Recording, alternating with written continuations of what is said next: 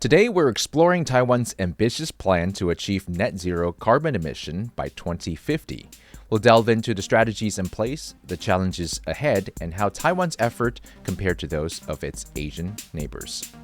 I'm your host, Joey Chow, and this is Beyond the Reefs.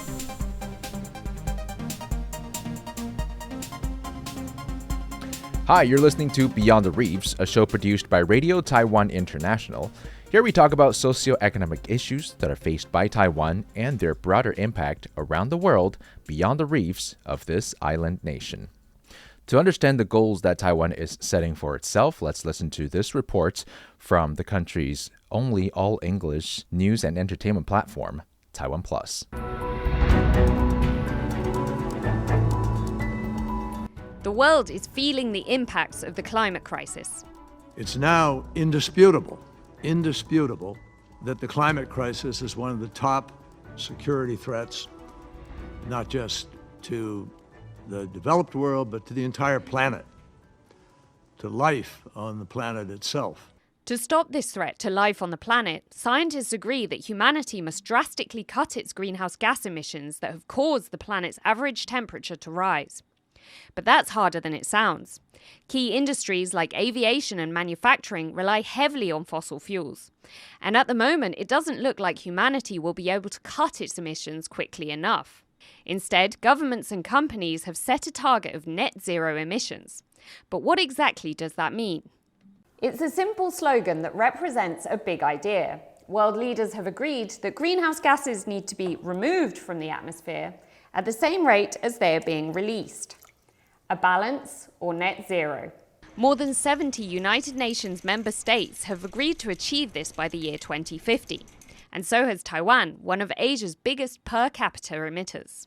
Therefore, on this critical issue of climate change, Taiwan is determined to join the world in working towards the goal of net zero emissions by 2050. Taiwan's net zero policy has four main pillars: transitions in energy, industry, lifestyle, and society. To reach this goal, Taiwan is relying heavily on using renewable energy. The country hopes that using more renewables will also bolster the country's energy security and self-sufficiency in the face of a growing threat from China.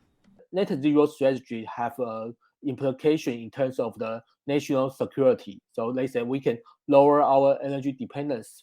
Around 280 companies account for 80% of Taiwan's greenhouse gas emissions.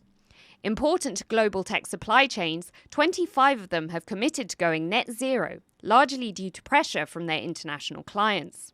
And as some try to expand renewable energy, others are also looking to find ways to remove greenhouse gases from the air. And this is where net zero hits a roadblock.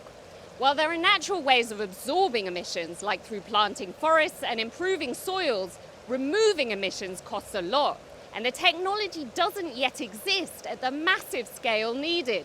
There's also the risk of so-called greenwashing. That's when companies make net zero pledges but turn to offsetting schemes to continue polluting as before. Commitments to net zero are worth zero without the plans, policies and actions to back it up.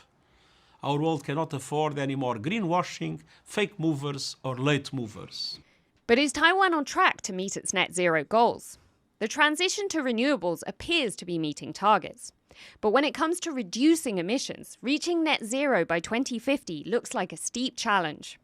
Complicating matters, for some people, the rollout of solar and wind farms is happening too fast, creating conflicts over land with a number of local communities. What's more, Taiwan's exclusion from UN climate mechanisms means the country does not face the same international pressure to stick to its net zero goal, nor can it participate in climate negotiations. Meanwhile, the climate crisis is rapidly accelerating, driving disasters across the world. With no sign of improvement, those feeling its worst impacts question the whole concept of net zero. The planet is rapidly heating up, and Taiwan is determined to show itself as a climate leader on the world stage. But its climate action ranks consistently low compared to other countries. So for Taiwan at least, the long road to so-called net zero by 2050 may not be as smooth as it hopes. Howard Zhang and Sally Jensen in Taipei for Taiwan Plus. Taiwan has committed to reaching net zero emission by 2050. Along with global climate goals, the government has outlined 12 key strategies to achieve this, focusing on areas like renewable energy, hydrogen development, energy storage, and carbon capture technologies.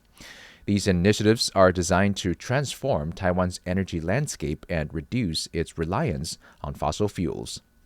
A significant step in this direction is the implementation of a carbon fee starting in 2024.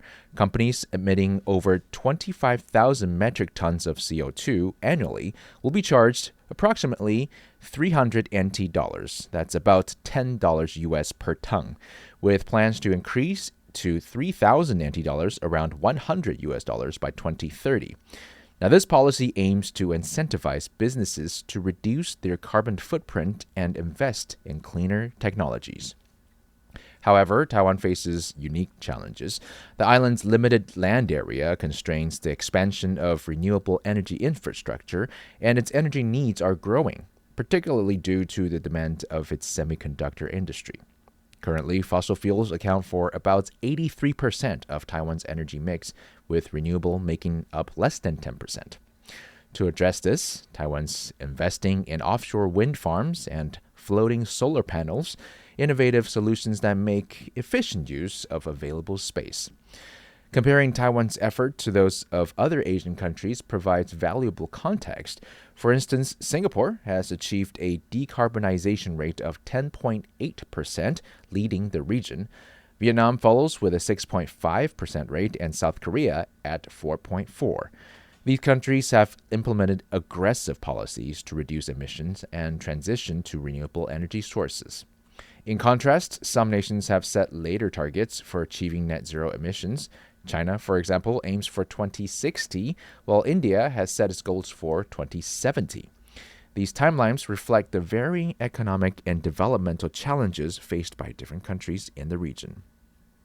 Taiwan's approach is proactive, with significant investments planned to support its net zero goals. The government has allocated substantial budget for renewable energy projects and is encouraging private sector participation.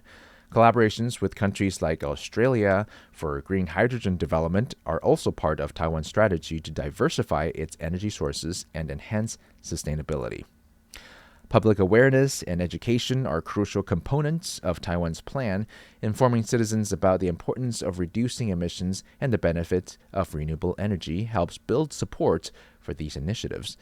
Today, we'll be speaking with a couple of guests. First, we have Yona Wang, who is a senior industrial reporter at Wind Taiwan magazine. And let's ask her exactly what Wind Taiwan does. Also, in their reports, what are some of the goals Taiwan hopes to set with our net zero initiatives?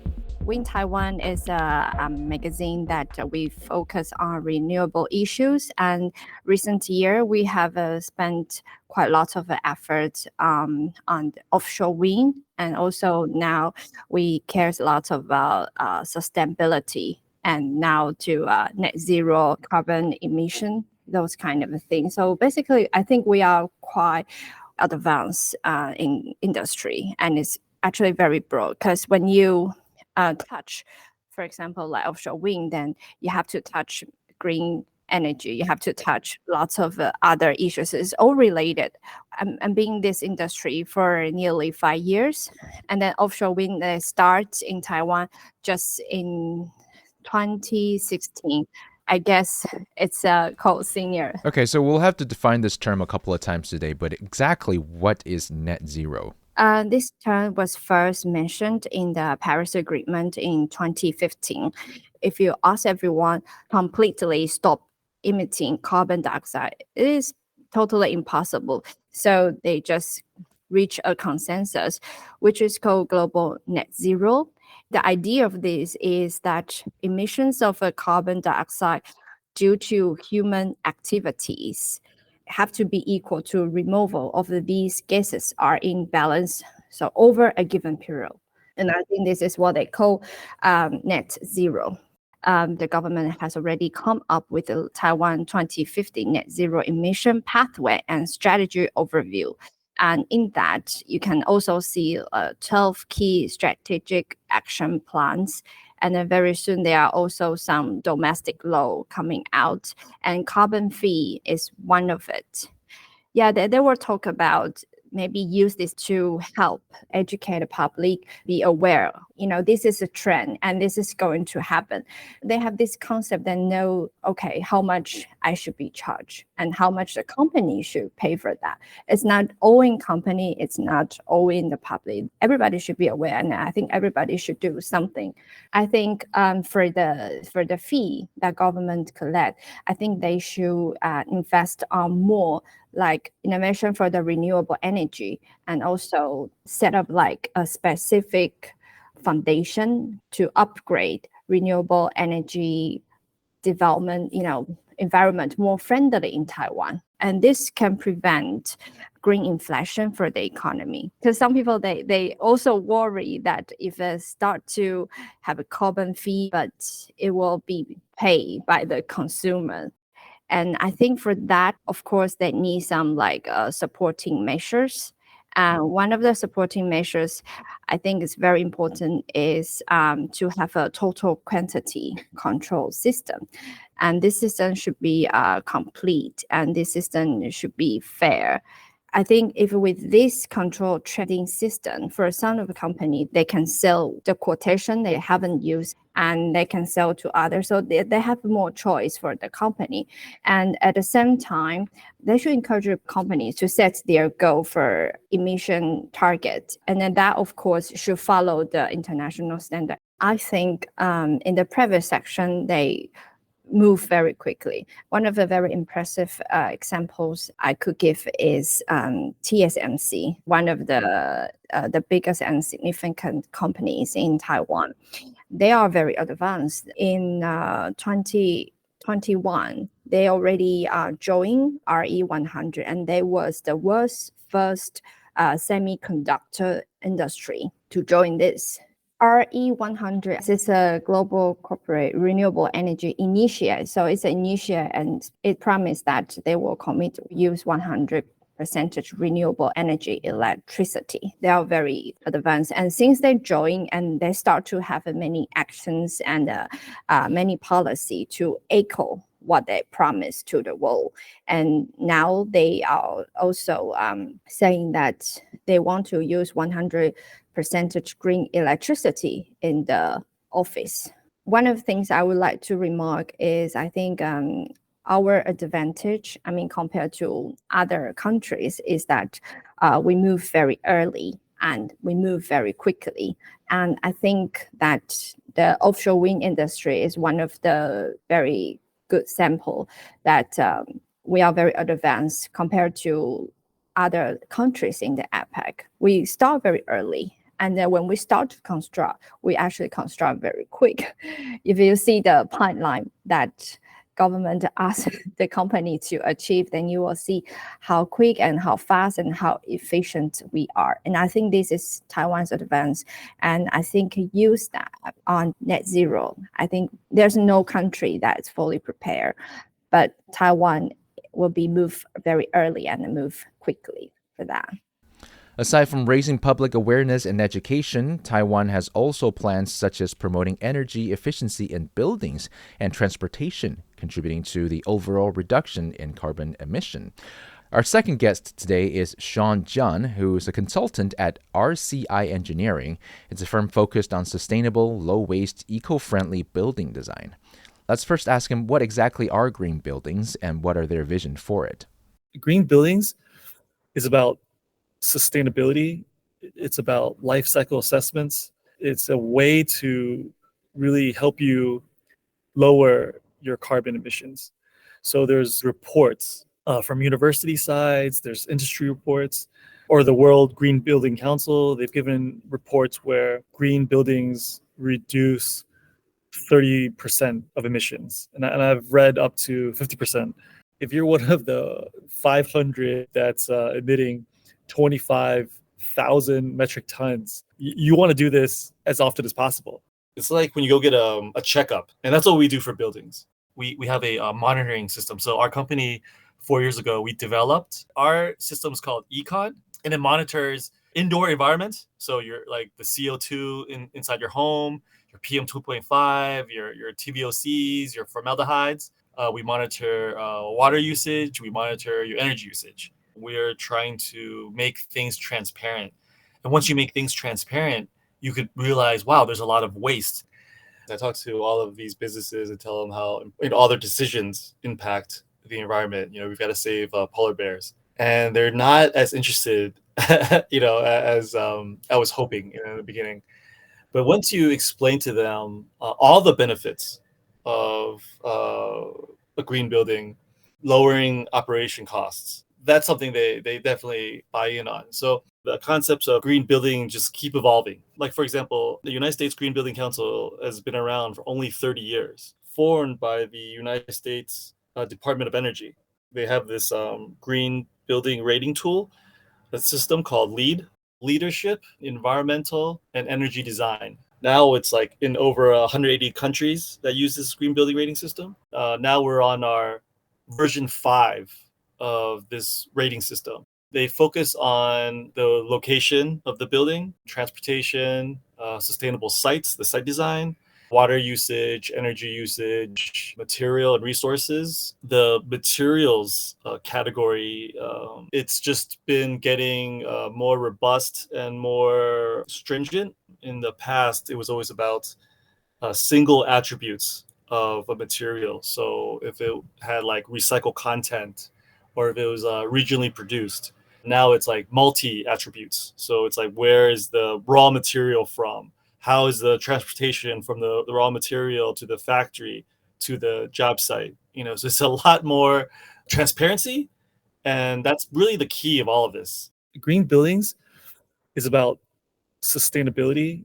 It's about life cycle assessments. It's a way to really help you lower your carbon emissions.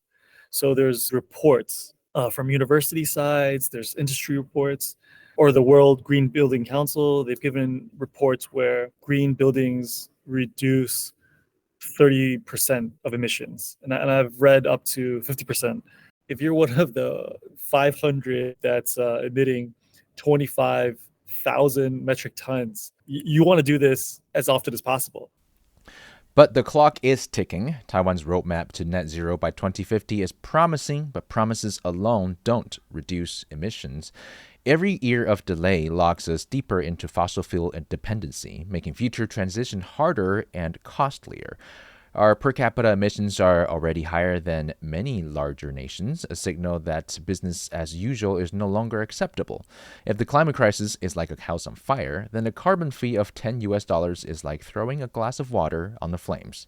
We need bolder action now. As Greenpeace, we are very concerned with the problem brought by climate change. Especially in Taiwan, we are seeing more extreme weather events, such as rising temperature and heavy rain in short time and rising sea level with storm surge that is intensified by typhoon. For example, the speed of rising sea level in Taiwan is 2 times faster than the global average. Actually, in Taiwan, we have very rich source of renewable energy. We are telling the government and candidates to put forward better policy to diversify. It's not just solar and wind power. We also have rich geothermal energy. So we are telling candidates to use better policy to develop this potential. Of course, as an individual, we can have more